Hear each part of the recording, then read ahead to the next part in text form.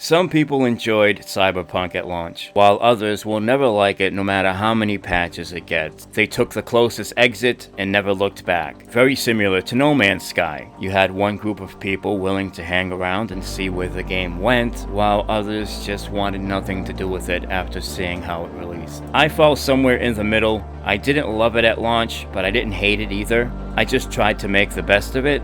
But say what you will about Cyberpunk 2077, one of the worst video game launches we'll ever witness. But how these developers actually responded to our criticism, the attitude they had, the way they communicated with customers. And it wasn't just the words coming out of their mouths, it was actually their actions, an unprecedented way of handling refunds. I've never seen anything like it. My cousin sent the game out to get his money back. It ended up returned to sender because he made a mistake with the address, and when he was sending it out for a second time, the money already landed in his PayPal account. The point I'm trying to make is, the level of accountability that these developers have exhibited should be the gold fucking standard as far as I'm concerned. And although there's no excuse for a game to release that way, their willingness to make it right speaks volumes about their character. And so when you take a look at something like Saints Row Reboot and how they're actually handling things and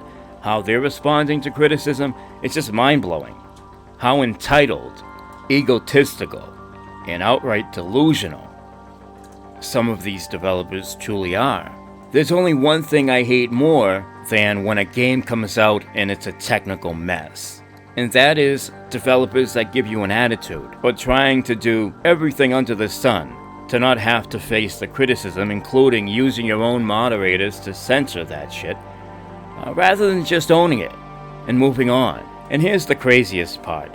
Even though Hello Games and CDPR has some of the biggest day one disappointments in the history of gaming, I am more willing to buy one of their new games more than most of these developers out here today. And that's because they earned my trust. I'm confident that if something goes wrong, they're going to work day and night to fix it. And I just can't say that about a lot of these game studios nowadays.